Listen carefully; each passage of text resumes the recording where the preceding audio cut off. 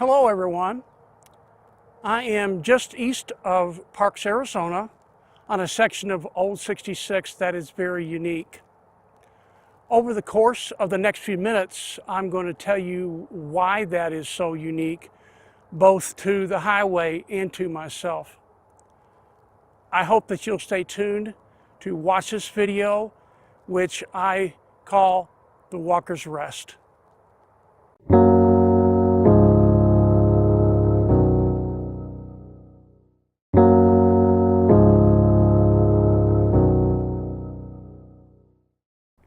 In 1926, when Route 66 was officially designated as a U.S. highway, it accommodated vehicles much smaller and lighter than what we have on the roads today.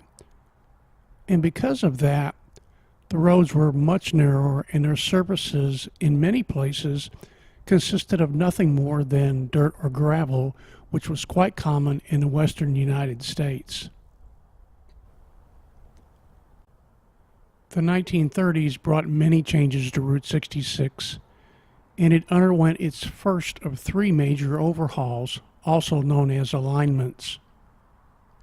Much of the road became paved and widened, and many sections were eliminated and replaced with new sections or alignments that also shortened the distance between points. The 1950s saw the final of the three major changes or alignments to Route 66. This section, located west of Parks, Arizona, is one of the few remaining sections of the original Portland cement pavement in existence today. And at this very location is where all three of the alignments of Route 66 that go through Parks intersect. So obviously it's a very unique place. It's the only place in all of Route 66 from Chicago to LA where that occurs. But this area is also very unique to me personally because it is a place where several people's lives also intersected in a very special and a very unique way.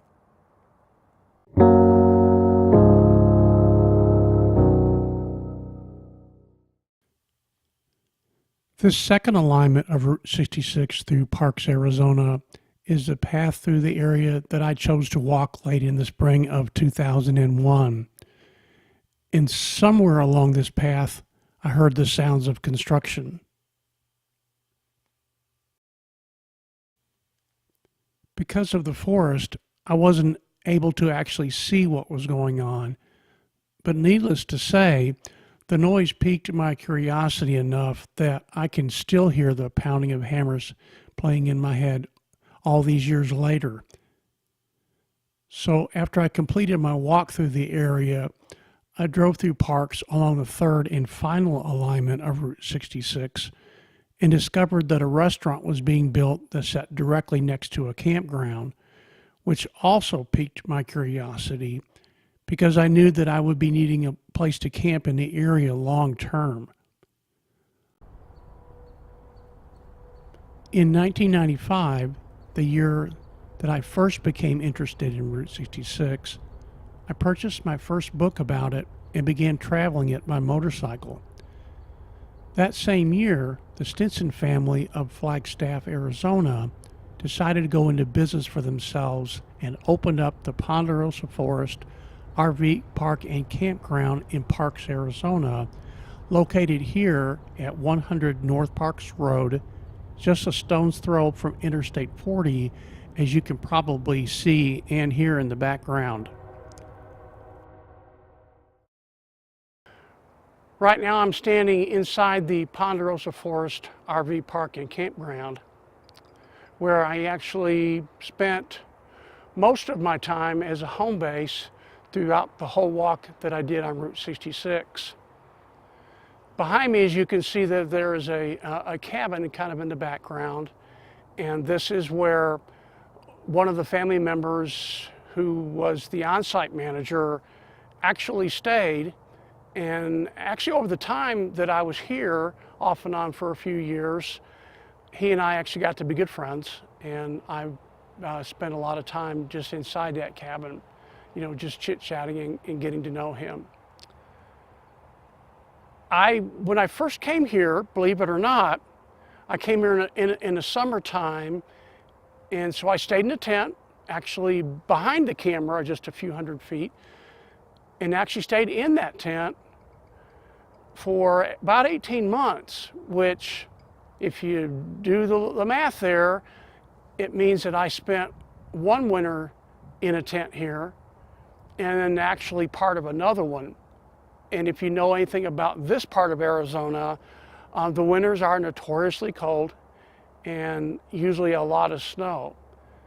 So I actually endured it. I look back on it now and I think, how in the world did I do that? But I did it, and my memories of it actually were fine, and I didn't have any problems with it. And then after that time, someone actually loaned me a small older RV, and I stayed in it for a few months until I had the money to purchase an RV of my own, which I actually parked right beside this cabin off to the side back here and stayed in it until I actually left this campground. Because as it turns out, the spring after I finished walking Route 66, the Stinson family, just right out of the blue one day, someone came in and offered them some money to buy the park, which was substantial enough that they took the money and basically sold it out and left that spring. The day that I left here, before the Stinsons actually left, which was like right over here where their main office was, I stopped in to say my goodbyes, and they said their comment to me as their goodbye was that, well, we figure since you quit walking, we're going to quit camping. And that is literally what happened.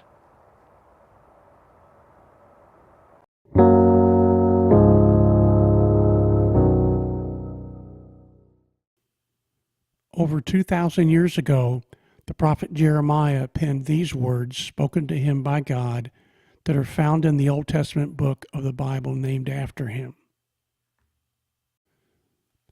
Later in the book, Jeremiah also penned these words spoken to him by God, reassuring him not only of the purpose and plan for his life, but also of God's perfect love and care for him. Needless to say, these words and the life of Jeremiah have had a profound influence on my life, and I have felt God speaking to me through his words for many years, as far back as my childhood. And ultimately, it was the words of Jeremiah that led me into my walking journey on Route 66.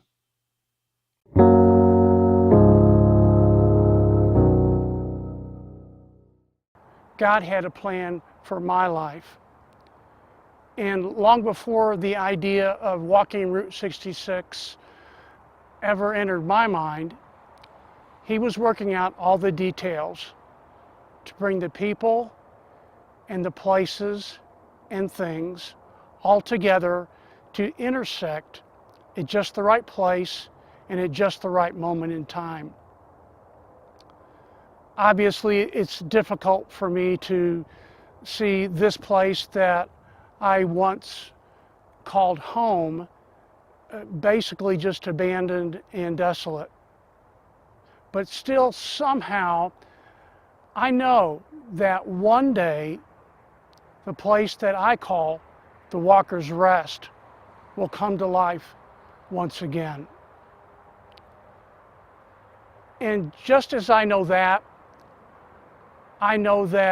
as God had a plan for my life, he also has a plan for yours.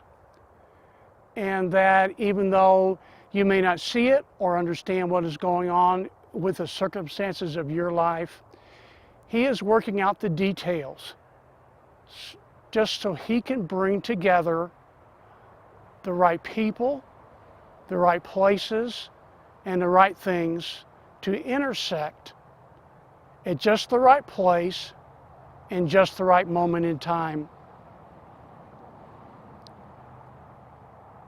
I want you to trust in that and to trust in Him, because He is your hope, just as He is my hope, and the hope for America, and the hope for the world. God bless you, and thank you for taking the time to watch this video.